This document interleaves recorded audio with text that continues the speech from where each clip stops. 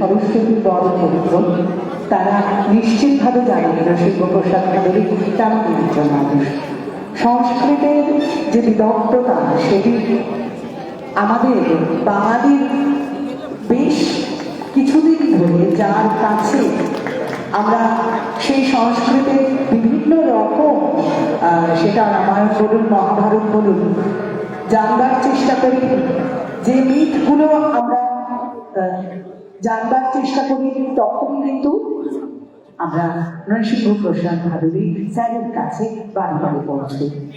গুরুদাস কবি যারা ওনার কাছে সংস্কৃত পড়েছে, আমি জানি তারা ভীষণভাবে ভাগ্যবান ভাগ্যবতী, কারণ এইরকম গুরু পাওয়া আজ আমাদের কাছে অভাব করি। যে প্রাজ্ঞতা নিয়ে তিনি আমাদের সাথে বিভিন্ন রকম মাইথোলজিক্যাল ক্যারেক্টারগুলোকে এনে দাঁড় করান, আমাদের মনে হয় যে সত্যি সত্যি বিস্মিত হয় এই বাঙালিকে দেখে। বহু সম্মানে তিনি পুরস্কৃত, সে কথা বলাই বাহুল্য, কিন্তু যখন তার কথা শুনি তখন মনে হয় বাসদেবী দুহাত দিয়ে আশীর্বাদ করেছেন তার বড় পুত্র। এবছরে আমরা জ্ঞান রত্ন পুরস্কার পৌঁছে দিতে পারছি নৃসিংহপ্রসাদ ভাদুড়ীকে। এজন্য কৃতজ্ঞ, তিনি আমাদের মধ্যে এসে উপস্থিত হয়েছেন।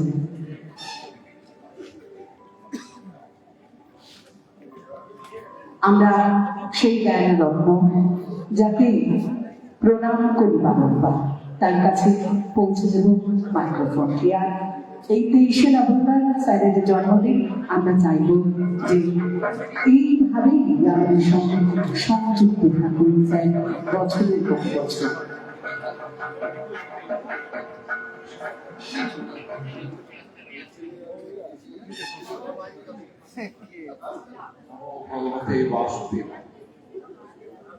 আমি দেখুন, প্রথমত কথা আরম্ভ করলে তো আমি থামতে পারি না, আমাদের চিরকালে ঘন্টা দিয়ে থামিয়েছে, ফলত সেরকম কিছু বলবো না। তবে এটা বলি যে এই যে একটা কথা বলেছিলেন না, যে সেরা সেরা পুরুষ, এটা একমাত্র পরান্দাই একমাত্র উপযুক্ত ব্যক্তি। এবং আজকে প্রায় পরান্দার জন্য আমি খানিকটা অনুসারে এসেছি, মানে আমার এত পরাণের মানুষ, এবং তার সঙ্গে পরিচয় হয়েছে সদ্য, এবং সেটা নন্দিনী ফুটিয়েই হয়েছে। বহুকাল ধরে ওনার অপেক্ষা করছিলাম, কিন্তু অপেক্ষা শেষ হয়েছে, এবং পরামর্শের সঙ্গে প্রথম আলাপেই আমার খুব আনন্দ হয়েছে, এইটুকু বলতে পারি। দেখুন, আমার একটা কথা বলি যে এই রত্ন হয়ে ওঠার মতো ক্ষমতা আমার ক্ষেত্রে আছে তা নয়। আর রত্ন শব্দটার সংজ্ঞা জানলে পরে আরো হয়। আমরা যখন, মানে আমি তো সংস্কৃত ছাড়া একটু একটু বলতেও পারবো না, কারণ ওটা তো একটা জীবিত হয়ে গেছে, জীবনের লক্ষণ হয়ে গেছে আমার মহাভারত কালিদাসের সাথে। তবে সেখানে একটা উমার তপস্যা করছেন কুমার সম্বন্ধে, শিব এসেছেন তার নিজস্ব রূপ ঢেকে, যে তপস্যাটা করছেন উমা পার্বতী, সেটা এর জন্য শিবকে পাওয়ার জন্য মদন ভস্য হয়ে গেছে তার। তো সেই জায়গায় দাঁড়িয়ে উনি একদম ব্রাহ্মণের বেশ ধরে এসে শিবের নিন্দে করছেন। প্রথমত বলছেন যে কেন কি এরকম তুমি করছো, এরকম এত সুন্দর তোমার চেহারা, এত সুন্দর, এটা এটা কি হয় যে তপস্যা করে শরীর ক্ষয় করছো? তুমি তো একটা রত্ন। এই রত্ন বলার সময় উনি একটা কথা বলছেন যে দেখো, দিলগ্নে যদি তুমি যদি সঠিক যেতে চাও, তাহলে এত স্পন্টক করে ভালো ভালো কাজ করে ইত্যাদি আরো অনেক কথা বলে। তারপর বলে যে আর রত্ন ব্যাপারটা কিরকম জানো না, রত্ন যে রত্ন তুমি কার জন্য তপস্যা করছো আমি বুঝতে পারছি না। তোমার মতো একজন রত্ন কারো জন্য অপেক্ষা করতে পারে এরকমটা তো নয়। কেননা রত্ন যেটা হয় সেটা সে চুপচাপ বসে থাকে, তাকেই লোকে অন্বেষণ করে। আর তুমি কাকে অন্বেষণ করছো? এই কথাটা শোনার পর থেকে রত্ন শব্দটা আমার ভয় হচ্ছে। বুঝতে পেরেছি?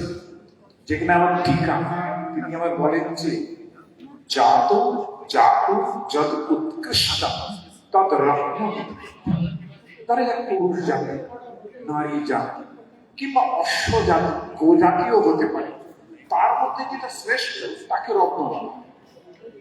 এটা কি আমার শাস্ত্র? যাই হোক, তবু সবসময় অপাত্রে দান করাটা একটা অভ্যাস হয়ে গেছে সম্পর্কে, কাজে আমাকেও অপাত্রে দান করেছেন, এটাই আমি ধরে নিলাম। সকলকে ধন্যবাদ।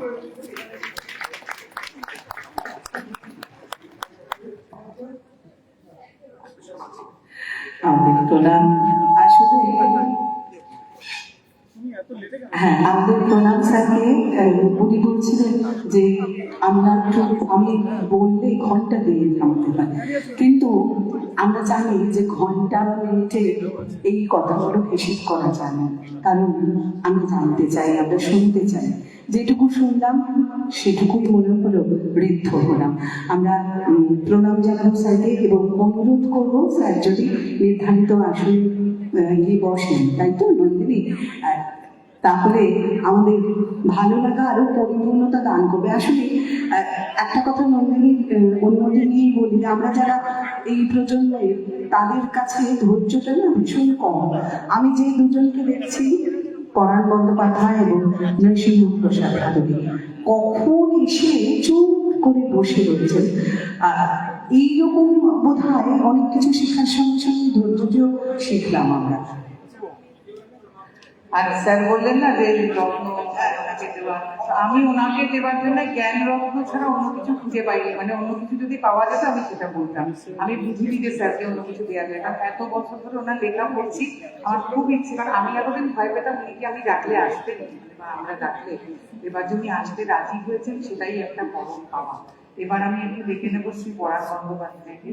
সেরা আপনাদের যদি একটা কথা আমাদের বলতেই হবে, পরাণ বন্দ্যোপাধ্যায়কে আনার পেছনে আমাদের তো ছিলই, আর যার এসেছে তাকে আমি একটু ডাকতে চাই। তিনি বোধহয় সিলেটে আছেন, তিনি আমার বেটার হাফ, মানে আমার শ্রী অরিন্দম বন্দ্যোপাধ্যায়, যিনি আরো বেশি উৎসাহী ছিলেন আমার থেকে, যিনি স্যারের অসম্ভব বড় ভক্ত, এবং তিনি সম্মানে চেয়েছিলেন ভীষণভাবে যে স্যারকে ডাকা হবে। অরিন্দম ভাই কিছু না, তোমাদের বেনিগেটে রয়েছে, তো উনি খুব বড় ভক্ত পড়াশোনার। যে বারবার আমায় বলেছিল যে পড়াশোনাকে উনি একটু আমি দেখলাম যে আজকে আমি যে কাজটা করি তার পেছনে ওনার তো একটা বিরাট বড় কন্ট্রিবিউশন। উনি না থাকলে তো আমি এই কাজ করতে পারতাম না। তাই আমার মনে হলো যে ওনার একটা পছন্দকে আমার নিশ্চয়ই মূল্য দেওয়া উচিত, যদি স্যার আসতে রাজি হন। কিন্তু আমি এটাও বলছিলাম, এটা মৌ বলছিল না, যে এই যে শ্রী পরাণ বন্দ্যোপাধ্যায়, নৃসিংহ প্রসাদ ভাদুরী, এরা কত মাটির মানুষ। এরা এমন এত বেশি বিদ্বান, এত অভিনয় জগতে উনি একটা অভিভাবক তো বটে, এবং ওনার মতন অভিনেতা তো বিরল বললেও কম বলা হয়। কিন্তু ওনারা খুব কমাই, ওনারা একবারে ফোন ধরেন বা দুবারে ফোন ধরেন, আর যদি না ধরেন তাহলে কিন্তু ঘুরে ফোন করেন। অথচ আমরা আজকালকার প্রজন্ম এমন অনেক আছে, ফোন তো ধরিই না, ঘুরে ফোন করারও দুরস্থান, এবং নিজেদেরকে অনেক কিছু মনে করি। এগুলো কিন্তু ওনাদের থেকে খুব শেখায়, খুবই শেখার একটা ব্যাপার যে ওনারা কত অমায়িক, এখনো কত মানে বিনম্র থাকেন। তো আমি একটু আমার হাজবেন্ডকেও এখানে ডাকতে চাইবো, এবং তাপসদাকে বলবো একটু থাকুন, নিশ্চয়ই পরাণ বন্দ্যোপাধ্যায়কে একটু স্টেজে আসতে অনুরোধ করবো, এবং আপনারা একটু যদি নিয়ে আসেন পাঠক, আপনি একটু যান, সবাই একটু ওনাকে স্টেজে নিয়ে আসুন।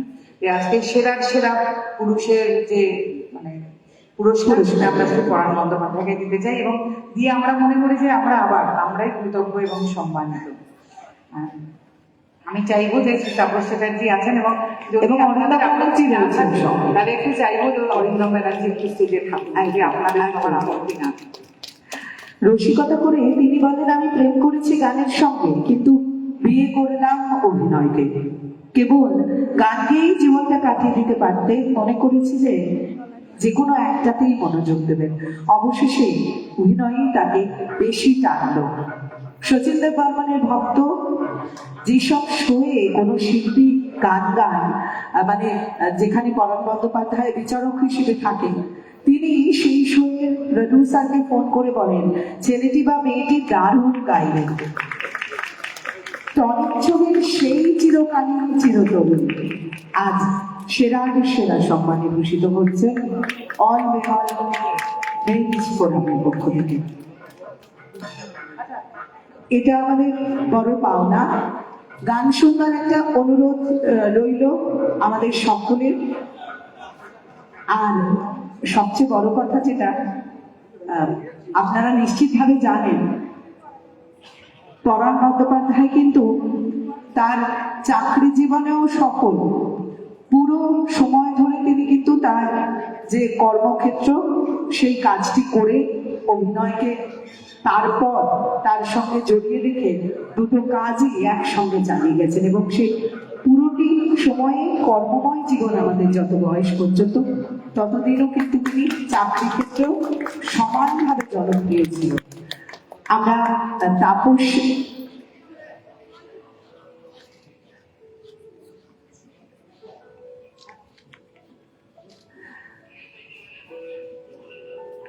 নিশ্চিতভাবে সুন্দর একটি মুহূর্ত করতে হয়ে গেছে এবার। হ্যাঁ, তাপস চট্টোপাধ্যায় আমাদের সঙ্গে রয়েছে। নন্দিনী বলছে এই মানুষটিকে ফুল যদি দিয়ে একটু উপহার এইটুকু না পৌঁছতে পারি আমার ভারী অন্যায় হবে। তো নন্দিনী নিজেই পৌঁছে গেল, আর নিশ্চিতভাবে একটু মাইক্রোফোনটি পৌঁছে দেবো। হ্যাঁ, তাপস তার দুটো কথা আমরা শুনে নিই, তারপর জেঠুর গান। নমস্কার। এত গুণীজনের মধ্যে আমি নিজে খুব গর্বিত মনে করছি। নন্দিনীর সাথে আমার 2-3 বছর হলো পরিচয় হয়েছে একটি অনুষ্ঠানের মধ্যে দিয়ে। তারপর গত বছর আমি অনুষ্ঠানে এসেছিলাম, তারপর নানান সামাজিক অনুষ্ঠানের মধ্যে দেখা হয়। বোধহয় একটি গান ওনার জন্যই বলে আলোচনা হয়েছিল, কি তুমি নন্দিনী আগে তো দেখে। সত্যি নন্দিনী মানে আমাদের একজন নন্দিনী ব্যানার্জি বলে আমাদের একজন কাউন্সিলর ছিল, আমাদের বিরোধী মুখ্য, তাকে বাইরে থেকে দাঁড়িয়েছে বলে এই গানটা রচনা করেছিল, মানে ওই গানটা কোট করেছিল রচনা। আমি বলি সত্যি এরকম নন্দিনীকে দেখা যায় না, এবং এরা সত্যি সত্যি গানটা বলে আজকে সিকোয়েন্সের জন্য লিখেছিল যে কে তুমি নন্দিনী আগে তো দেখে। একটা মহিলা তিনি পুরুষ মহিলার বিষয়টা রাখলেন। আমি একজন দীর্ঘদিনের মহিলা নেত্রীকে চিনতাম, নামটা এখন একটা কারণে বলছিলেন রাজনৈতিক বিতর্ক হবে বলে। ওই প্রবীণ মহিলা তিনি বলেছিলেন, দেখো মহিলা সমিতি করি মানে আমি মহিলা বাদী না, মহিলা মানে আমি সবাইকে নিয়েই স্বতন্ত্রভাবে বিষয়টাকে চলবো।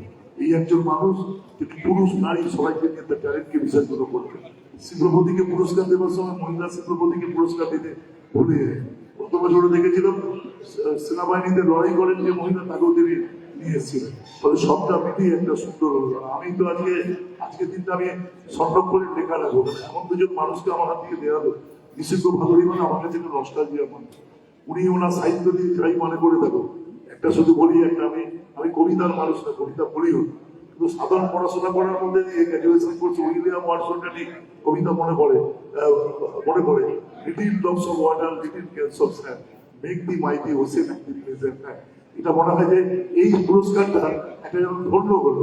আর ওই আমি জানি না দেখা হবে জানি না, যে উনি মুক্ত বললেন এই পুরস্কারটা যখন বাড়িতে থাকবে, পুরস্কারটাই বলবে জন্মানে যেন ওই বাড়িতেই থাকে, পুরস্কারটাই বলবে মানে অনেক টপি থাকে। যেমন মানে আমি একবার মানে আমার একটা সুযোগ হয়েছিল মারাদোনার হাতে সোনার বল তুলে দেবো, তখন মন্ত্রী সুভাষ চক্রবর্তী, আমি তখন বানিয়ে চেয়ারম্যান, আমাকে দিয়েছিলেন ওখানে সংবর্ধনা দেবো। তো ওই বলটা যিনি বানিয়েছিলেন তিনি বলেছিলেন, দাদা এই মারাদোনার হাতে যাবে, এটাই হচ্ছে আমার কাছে বানানোটা আমার কাছে ঘটবে, তোমাকে পুরস্কার তুলে দেওয়া। আর পাশে যিনি দাঁড়িয়েছেন তিনি আমার অনেক অনুষ্ঠানে এসেছেন, আমার অনেক অনুষ্ঠানে এসেছেন। তিনি একজন নস্টালজিয়া মানুষ। এরা ছাড়া আমার সেরা পুরুষ কে হয়? এরা ছাড়া কেউ সেরা পুরুষ হতে পারে। এরা হচ্ছে সাহিত্য, অভিনয় সবটার মধ্যে একটা বিষয় রয়েছে। বাংলা বাঙালি আমাদের মুখ্যমন্ত্রী বলেন আমাদের কি আছে কি নেই এটা বিতর্ক থাকতে পারে, আমরা হচ্ছে ক্যাপিটাল অফ কালচার, সংস্কৃতির রাজধানী আমরা। আমি নিজেও দেখুন বলি নিজে বিধানসভার ব্যাপার 5টা কমিটি ধরে পুরসভায় আছে। আমার এক বন্ধু ছিল, তিনি মারা গেছেন, তিনি সাংসদ ছিলেন, তিনি অধ্যাপক ছিলেন। তিনি একটি গল্প আমাকে বলেছিলেন যে বাঙালিদের সম্বন্ধে বলেছিলেন যে দেখুন আমরাও লড়ে তো হই, যখন বিতর্ক করি লড়ে আড্ডা মারি, ঠিক কোন দলের যদি কেউ না চেনে বুঝতে পারবেন, আড্ডা হয় নানা বিষয়টা। এরকম একটি বিষয়ের মধ্যে একদিন সংসদে মানে অ্যাজ ওয়েল অ্যাজ কনসিস্টেন্ট এবং আমরাই কিছুক্ষণের জন্য মানে বন্ধ করেছিলেন তার অধিবেশন। আটচল্লিশ 20 বছর মধ্যে 42 জন এমপি একসাথে বসে চা খাচ্ছিলেন। উত্তরপ্রদেশের এমপি আমাদের এমপিদের থেকে টিটি মেরে বললেন, আরে ভাই 42 জন এক বাঙালি এক হয়ে কি করবে, কোনোদিন তোমরা প্রধানমন্ত্রী হতে পারবে না। 10 মিনিটের জন্য apart from politics, apart from religion, সবকিছু উঠে উঠে কিছুক্ষণ বাদে ওই এমপিকে ডাকলো আমাদের 42 জন, দেখে বললো ভাই চা খাওয়া, বাঙালিরা তো হসপিটালিটি আমাদের এটা আছে। আমি তোমাকে বলি আমরা প্রধানমন্ত্রী হতে পারি না পারি তার জন্য কোনো দুঃখ নেই, তো আমরা যা করে রেখেছি তোমাদের উঠতে আর বসতে পারে। কি করে রেখেছো? বলছে জাতীয় সঙ্গীত শুরু হয়, এই যে পার্লামেন্ট শুরু হয় জাতীয় সঙ্গীত দিয়ে, সবাই উঠুন, সব পার্লামেন্টের 500 কতজন মেম্বার সবাই উঠে দাঁড়িয়ে দিকে আসতে হয়, সেটা রচনা করে যায় বঙ্গ সন্তান, তার নাম রবীন্দ্রনাথ ঠাকুর। বলে ভাই এক থাপ্পড় মারতে বলে আরো থাপ্পড় কাজও রেডি থাকো, পাশের রাষ্ট্র বাংলাদেশ আরো জাতীয় সঙ্গীত রচনা করেছেন রবীন্দ্রনাথ ঠাকুর। বলে ভাই তুই থাপ্পড় মারলে বলে তোদের কোন না 11-10টা করে নিয়ে পিঠটা ফেলে দাও, পাশের রাষ্ট্র শ্রীলঙ্কা আরো জাতীয় সঙ্গীত রচনা করেছেন রবীন্দ্রনাথ ঠাকুর। বলে এই বাংলায় আমাদের কালচারাল প্রোগ্রাম ছাড়া আমরা কখনো ভাবতে পারি না। মাছ যেমন জল ছাড়া বাঁচতে পারে না, আমরা কালচার ছাড়া বাঁচতে পারি। দুজন স্বনামধন্য ব্যক্তিত্ব যাদের হাত থেকে আমি পুরস্কার নিলাম, আমি মমতা বন্দ্যোপাধ্যায়কে গিয়ে একটা ধন্যবাদ দেবো যে আপনি আমাকে বিধায়ক হিসেবে টিকিট দিয়েছেন, আজকের দিনটা আমার সার্থক হলো, এই দুজন মানুষকে আমি পুরস্কার দিতে পারলাম। আর নন্দিনীদির জন্য আমার কৃতজ্ঞতা বেছে নিলেন, স্থানীয় বিধায়ক বলে বলে একটু বেছে নিলেন জানি না, আমার সম্বন্ধে বলে রুড়িয়ে আমার চিরকালেরই অভ্যাস, যারা আমার সঙ্গে গেছেন দীর্ঘ অনেক মানুষের সঙ্গে ব্যক্তিগত আলাপ আছে। আর একজন আমাদের নস্টালজিয়া মানুষ, সাংবাদিক মানুষ, এদের সঙ্গে সার্টিফিকেট দেওয়া খুব মুশকিল আছে, কারণ তাহলে বলবে মাঝিত করবে, এরকম হচ্ছে একটা না। ও নিজের বিষয়ে ও যখন একদম আমাদের যখন এবিপি আনন্দের ওই মূর্তি ছিল, ও আমার প্রথম আমাদের রাজারহাটের কালী পুজোকে পুরস্কার দিয়েছে। আমরা কালী পুজো নিয়ে লড়াই করছি, সব কলকাতা নয়, এই কামকে কেউ দেয় না, ওই একমাত্র লোক সে বছর আমাদের এমন পুরস্কার দিল। এখন রাজারহাটের কালী পুজো খুব বিখ্যাত হলো, ইনসেপশনটা কিন্তু ওর থেকে শুরু মধ্যে মানে কৃতজ্ঞতা আছে। মাঝে মাঝে যখন সাংবাদিকরা আমাদের পূজাতে ছাড়ে তখন আলাদা কথা, কিন্তু বাকি বিষয়টার প্রতি আমাদের খুব একটা দুর্বলতা হচ্ছে। উনি যে বিষয়টা আরো সব গুণী মানুষেরা আছেন, সুবিধা থেকে আরম্ভ করে ওই আইএফের খুব সুনামধন্য কিছু সব গুণী মানুষকে আমার পক্ষ থেকে শুভেচ্ছা, কাজটা এগিয়ে চলুন। আমি শুধু বলতে পারি আমি একজন জনপ্রতিনিধি হিসেবে, দীর্ঘদিনের জনপ্রতিনিধি হিসেবে নন্দিনীদের এই অনুষ্ঠানগুলোর পাশে আছে। এখন তাদের নন্দিনীদিকেও পলিটিক্স করতে হবে না, আমাকেও পলিটিক্স ছাড়তে হবে। ভালো কাজের জন্য যেমন খেলোয়াড় বা সাহিত্যিককে পরিচয় দিতে হবে, একজন বিধায়ককে পরিচয় দিতে হবে না, রাজনীতিটা রাজনীতি জায়গা থাকবে, সামাজিক কাজটা সামাজিক কাজে থাকবে। ভালো থাকবেন সবাই, ধন্যবাদ। এরকম সবাই মিলে আমরা গর্বিত হই। আমি অত্যন্ত ধন্যবাদ পরাগ বন্দ্যোপাধ্যায়ের পাশে বসে বক্তব্য রাখছি, এটা আমার কাছে একটা টেনশন। আমি শুধু ভালো কিন্তু আমি খুবই শ্রদ্ধা করি এবং ভয়ও করি। কোনো কথা বললে আমি যখন ঢুকছি তখন উনিও ঢুকছি, বলছে বিধায়ক আগে ঢুকবে, আমার বিধায়ক পরে ঢুকবে, আমি না আগে ঢুকে আমার ভোট পড়ে যাবে। আর বলবো যে আপনি আগে ঢুকুন, আপনাকে আগে ঢুকতে হবে। এই সন্ত্রাসী মানুষ খুবই ভালো লাগলো, এত গুণী মানুষের মধ্যে বিষয়। মানে যদি আপনারা সবাই নিজের স্টিমের দক্ষ, আমরা রাজনীতি করেছি, আমি তো চুলদাম করে পলিটিক্সে উঠেছি, আপনাদের সঙ্গে মঞ্চ শেয়ার করার উপররা আমাদের সুযোগ দিয়েছেন, এটার জন্য আমি প্রত্যেকটা আমি ধন্যবাদ জানাচ্ছি, নমস্কার জানাচ্ছি, কৃতজ্ঞতা।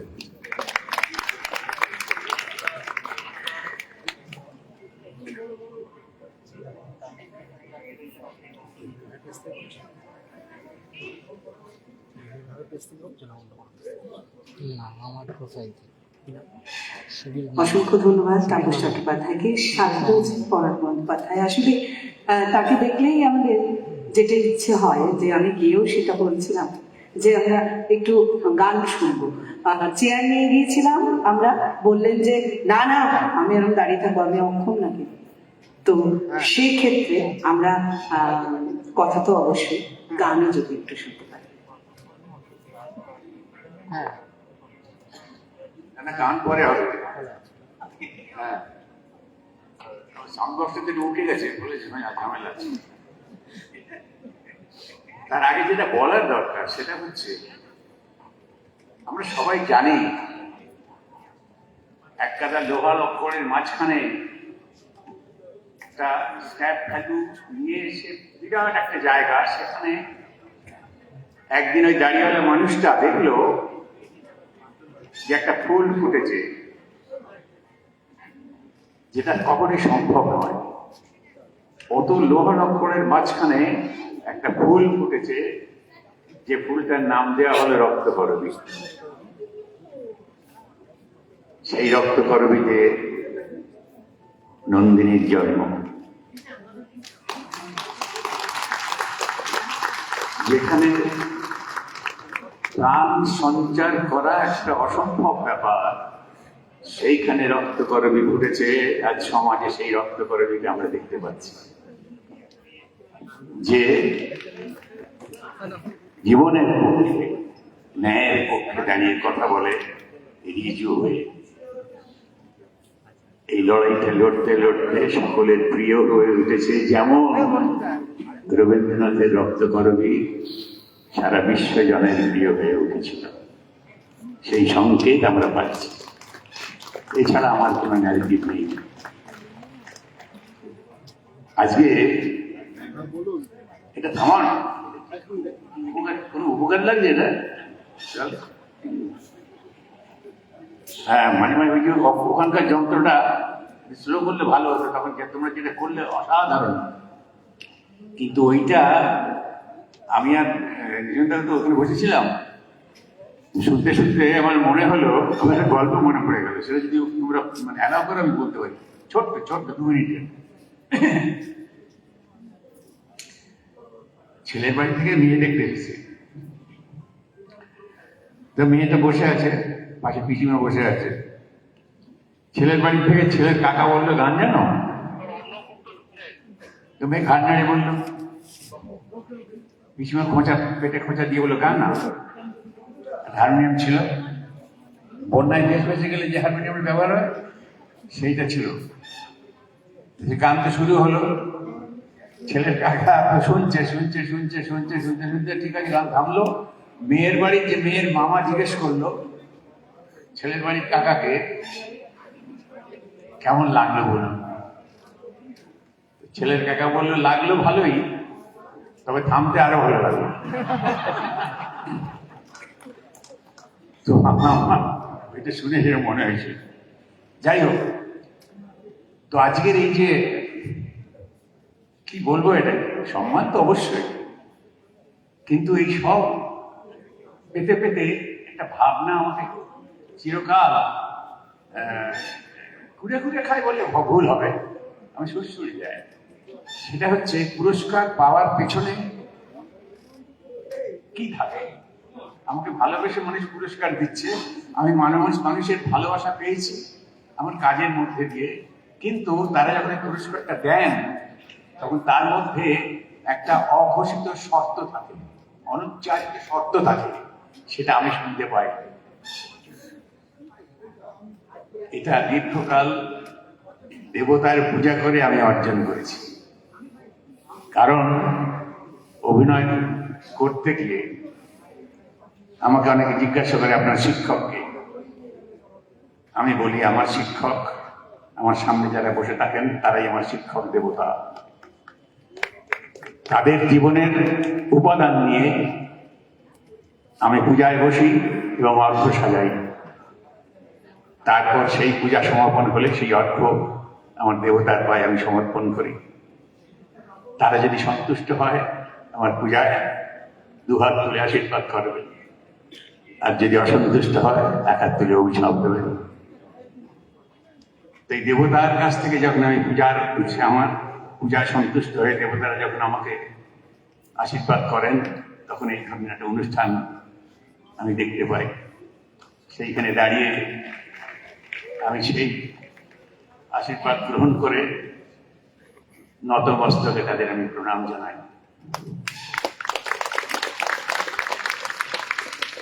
ভালো থাকবেন সবাই। গান কই?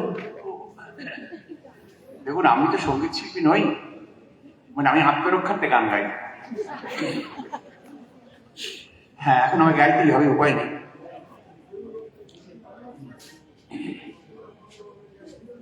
তার মিষ্টি কুজনে তবু জলে হিয়া, মিছে অভিমান ওঠে মনে উথলিয়া। তার মিষ্টি কুজনে তবু জলে হিয়া, মিছে অভিমান ওঠে মনে উথলিয়া। আজ সবাই কেহ না কেহ মরমিয়া, একলাই আমার শুধু নয় প্রিয়া।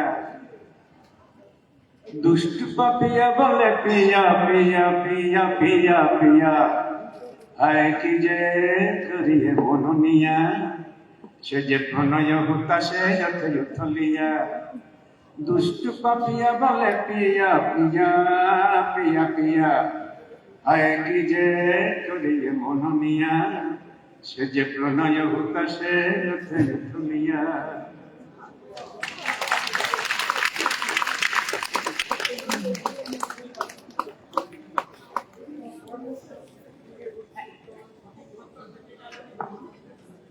আচ্ছা, অ্যাওয়ার্ড তো চলতে থাকবে, তার মাঝখানে একটা ছোট অ্যাওয়ার্ড দিয়ে নেবো। আপনার একটু বলুন, পাশে দাঁড়ান। আচ্ছা, আমি ডেকে নেবো একটু অমিত